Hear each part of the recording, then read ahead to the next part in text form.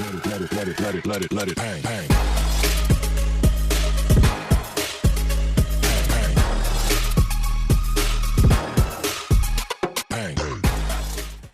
নমস্কার বন্ধুরা, আজকে আমি তোমাদের শেখাবো আলু সিম মূলো আর কুমড়ো আর ছোলা দিয়ে একটা মিক্সড তরকারি।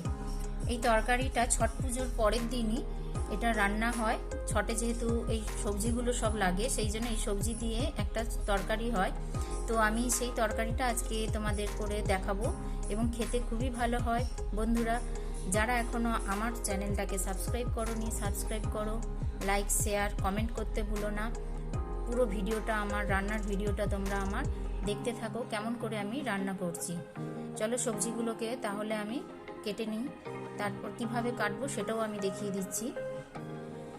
দেখো বন্ধুরা, আমার এই সবজিগুলো কাটা হয়ে গেছে। মূলোটা কেটেছি ঠিক এইভাবেই কাটতে হবে। তার সঙ্গে শিমগুলোকে আমি 2 টুকরো করে নিয়েছি। শিমের সাইজে যদি বড় শিম হয় তাহলে 3 টুকরো করবে, ঠিক আমি এইরকম সাইজের শিমটা কেটে নিয়েছি।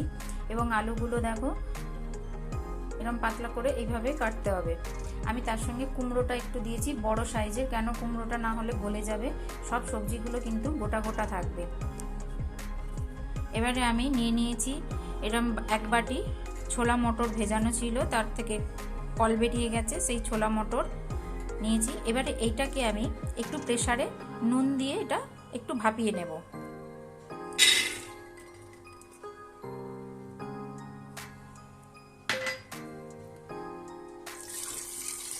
সামান্য একটু জল দিয়ে দিলাম। এবারে এর মধ্যে আমি দিয়ে দেব অল্প পরিমাণে একটু নুন। নুনটা দেওয়া মানে এটা সেদ্ধটা তাড়াতাড়ি হবে। যদি আমি সবজির সঙ্গে দিতাম তাহলে সবজিগুলো গলে যাবে, কিন্তু প্রেসারের এই ছোলা মটরটা কিন্তু তাহলে মুখের মধ্যে লাগবে। সেই জন্য আমি একটু এটা সেদ্ধ করে নিচ্ছি। আমার প্রেসারে এটা সিটি হয়ে আসছে। এবারে আমি এদিকে গ্যাস জেলে কড়া বসিয়ে দিয়েছি। তো আমি এই কড়ার মধ্যে এবারে দিয়ে দেব তেল।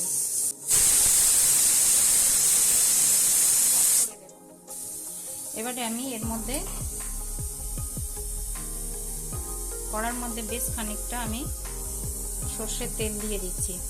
বেশ খানিকটা তেল দেওয়ার পরে তেল গরম হয়ে গেছে। আমি দেখো 2টো শুকনো লঙ্কা এর মধ্যে ফোড়ন দিচ্ছি। এটা যেহেতু পুজোতে সব সমস্ত সবজিগুলো দেওয়া হয়, সেই কারণে আমি এটা একদমই নিরামিষ করছি, কোনো পেঁয়াজ রসুন দিচ্ছি না এতে। তবে এটা পেঁয়াজ ফোড়ন দিয়েও করতে পারো, আমি যেভাবে করছি সেইভাবে তার সঙ্গে একটু পেঁয়াজ ফোড়ন দিলেই হবে।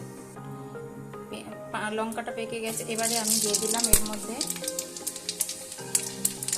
কিছুটা পরিমাণ 5 ফোড়ন।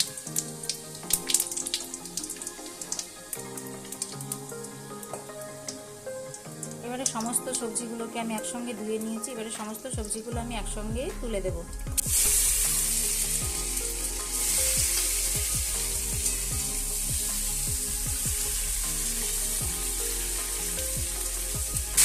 দিয়ে এটাকে ভালো করে এরকম নাড়াচাড়া করে নিতে হবে।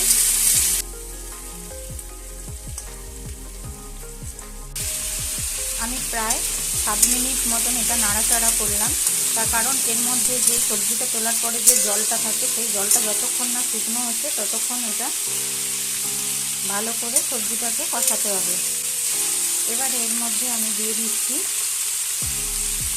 1 চামচ আদা বাটা।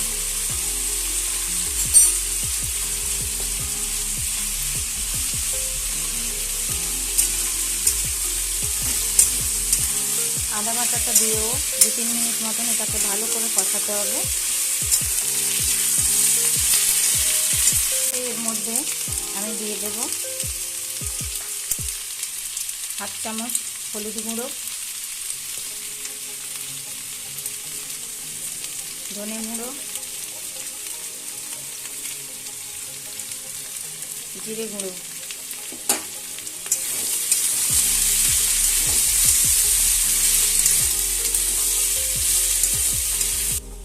এবার এর মধ্যে দিয়ে দিচ্ছি আমি 1/2 চামচ লঙ্কার গুঁড়ো। এটা একটু ঝাল হবে, নাহলে খেতে ভালো লাগবে না। তবে আমি যে ধনে এবং জিরে গুঁড়োটা দিয়েছি, সেটা ধনে গুঁড়োটা 2 চামচ এবং জিরে গুঁড়োটা আমি দিলাম 1.5 চামচ।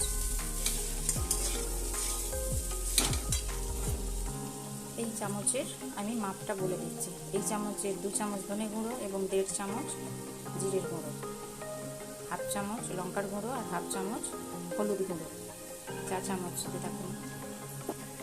এবারে আমি দিয়ে দিচ্ছি নুন স্বাদ মতো। তার সঙ্গে আমি দিয়ে দিচ্ছি সেই সেদ্ধ করে রাখা ছোলা মটরটা। এবারে এটাকে ভালো করে আরও মিনিট সাথে কষাতে হবে।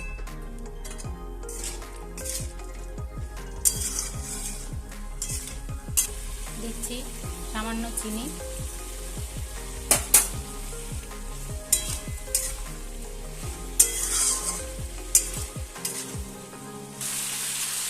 আমার এটা কষানো হয়ে গেছে। দেখো প্রায় আমি 7 মিনিট ধরে এটা কষিয়েছি। দেখো কষতে কষতে এটা অনেকটাই হয়ে এসছে এবং মশলার কাঁচা গন্ধটাও চলে গেছে। এবার এর মধ্যে আমি দিয়ে দেব সামান্য জল।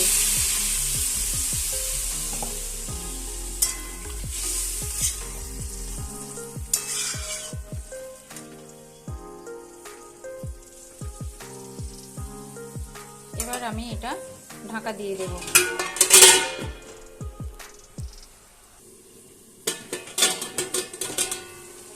দেখো এইটা আমি ঢাকনা খুলে দিলাম। এবারে আমি দেখছি যে এটা হয়ে এসছে।